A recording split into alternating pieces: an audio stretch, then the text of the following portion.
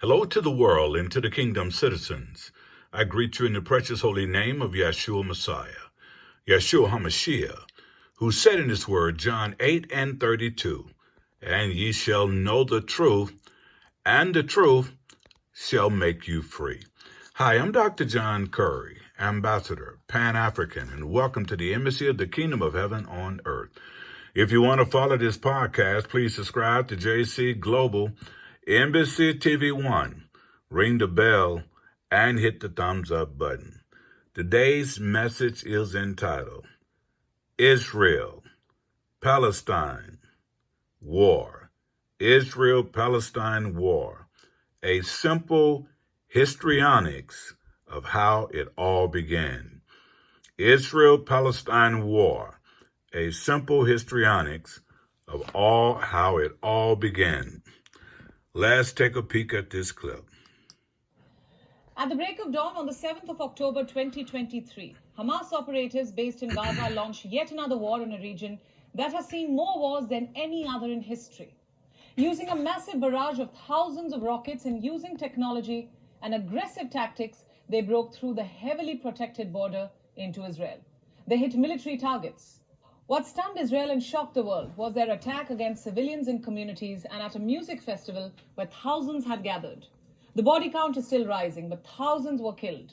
Hamas took more than 150 people, both civilians and soldiers, hostage, including foreigners visiting Israel. Also, people of at least 36 nationalities are dead or missing.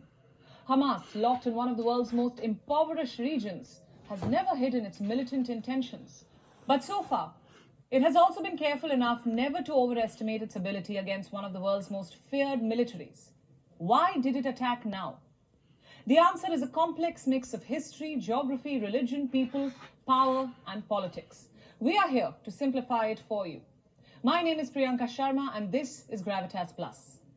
For more than 1,000 years across Christian Europe, Jews have been persecuted for their alleged role in the crucifixion of Jesus Christ, the God and the prophet of Christianity. They were consigned to ghettos. In many European empires and countries, they were banned from owning property and faced discriminatory laws. They were economically marginalized and socially outcast. By the late 19th century, a lingering aspiration for a Jewish homeland in which a persecuted people could find security and safety began to grow into an effective political movement. The Jewish leaders identified their old habitat with their holy city of Jerusalem as the epicenter, as the new promised land. The stretch of land located between Lebanon, Syria, Transjordan, and Egypt. This was once home to the kingdom of ancient Israel and the kingdom of Judah. It was a land from which they had been often driven out and often returned. Their history includes the memory of Jewish people enslaved by the pharaohs of Egypt and their return under the leadership of Moses. Jews were first driven out from the kingdom of Israel around 732 BC by the Neo-Assyrian Empire. Then from the kingdom of Judah during the Babylonian captivity in 597 BC. The Roman Empire was their next overlord. In 66 CE, the Judean population rebelled against the Roman Empire, a brave uprising that was crushed with unsentimental ferocity by the Romans, culminating in the destruction of Jerusalem in 70 CE. In 132 CE, there was the Bar Kokhba revolt. Simon Bar Kokhba was a Jewish military leader. Under him, the Jews of Judea rebelled against the Roman Empire. The fighting went on for 4 years, at the end of which the Jews were forbidden access to Jerusalem. The Romans renamed the region Syria Palestina. The Jewish people spread across a wide diaspora, unable to find their center of political gravity. The rise of Arab empires brought the region under the rule of Damascus and Baghdad. For a while, Christian crusaders conquered Jerusalem under the Arabs. Under Saladin, restored their own rule. In 1516, the Ottoman Turks occupied Palestine. During this long period, the land was peopled by those described logically as Palestinians, most of whom had become Muslim, but not all. There were strong Christian populations in Palestine. Cut to the late 19th century, the presence of Palestinians did not diminish the dream of a Jewish state. The Zionist movement was launched. Jews began lobbying Western powers to facilitate a mass emigration of Jews to Palestine. The Russian Empire was the largest home for the Jewish diaspora. In 1905, after the failure of the first Russian Revolution against the Tsars, many Jews from Eastern Europe and Russia began moving to Palestine. Then, under Ottoman rule, the settlers used Hebrew as their spoken language. The Ottomans, defeated by the British-French-Italian alliance in the First World War, collapsed in 1918.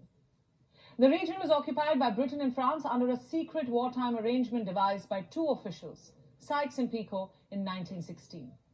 Britain took over Palestine. Britain owed a debt to Jewish leaders who had helped during the First World War, particularly in finance. In 1917, then British Foreign Secretary Arthur Balfour wrote to Lionel Walter Rothschild. He was one of the most prominent leaders of the British Jewish community, in which he promised the establishment in Palestine of a national home for the Jewish people. It is also said that the British government will facilitate the achievement of this object. This became known as the Balfour Declaration. The French had their own reasons for facilitating the creation of a Jewish homeland. In 1799, Napoleon had issued a proclamation. He offered Palestine as a homeland for Jews under France's protection. Napoleon wanted Jewish help in his invasion of Egypt. The Jewish state did not materialize under France. The British-French agreement on a potential Jewish homeland remained a promise between the two world wars of the 20th century. But the idea kept gathering momentum. The Muslim and Christian Arabs, who obviously would be displaced from a territory that they had inhabited for centuries, opposed the Balfour Declaration. The British could not totally ignore them, for they had helped the British against the Ottomans in the First World War as well. So the British limited Jewish immigration, trying to appease both sides. By the 1930s, Arabs and Jewish settlers had begun fighting openly in Palestine. The tragedy of Jews and Judaism reached an unbelievable apotheosis during the Second World War, when the German Nazis under Hitler designed a horrific, unimaginable plan to kill every Jew in their domain in what is now known as the Holocaust. Jews were sent to concentration camps where they were enslaved, starved, and gassed to death. It was beyond belief that human beings could sink to such depraved barbarism. At the end of the Second World War, the urge to create a homeland for Jews acquired a moral momentum when Jewish settlers discovered that the British were still reluctant to leave from Jerusalem. They attacked the British soldiers and authorities. The matter went to the newly created United Nations. In 1947, the year India got independence, the UN voted to partition Palestine. The United Nations adopted the resolution 181. According to it, there was to be an Arab state and a separate Jewish state. Palestinians rejected the resolution. They mainly pointed two things. One, Jews were allotted nearly 56% of Palestine, despite making up just 33% of the population in Palestine. Two, Jews were being allocated the fertile coastal region. Until then, Jews owned 6% of the Palestinian land. This UN map changed the reality. Soon, Jews began occupying the land designated to them. The Palestinians fought, but without much success. By May 1948, Jews were in control of all of the land promised to them, also some Arab territories. On the 14th of May 1948, Israel became a country. It was the first Jewish state in 2,000 years. At its helm was Prime Minister David Ben-Gurion. Tel Aviv's airport is now named after him. Palestinians lament the creation of Israel as a Nakba, or catastrophe, that resulted in their dispossession. This was the start of endless fighting. A day after the creation of Israel, Egypt, Jordan, Syria, Lebanon, and Iraq invaded Israel. The first Arab-Israeli war broke out. The Israelis fought off the Arabs. It also seized key territories. In 1949, the UN brokered ceasefires. Israel was given permanent control of these territories. More than 700,000 Palestinians left Israel, and Israel became a Jewish country. In 1956, focus shifted to this water body in particular. The Suez Canal. It is vital to trade as it connects the Red Sea to the Mediterranean Sea. In 1956, Egyptian President Gamal Abdel Nasser nationalized the Suez Canal. In response, Israel invaded Egypt. Britain and France followed. US and Soviet Union brokered a peace deal. But peace was short-lived. In June of 1967, Israel carried out preemptive strikes on Egyptian and Syrian air forces. This sparked a 6-day war. At the end of it, Israel captured the Sinai Peninsula and the Gaza Strip from Egypt.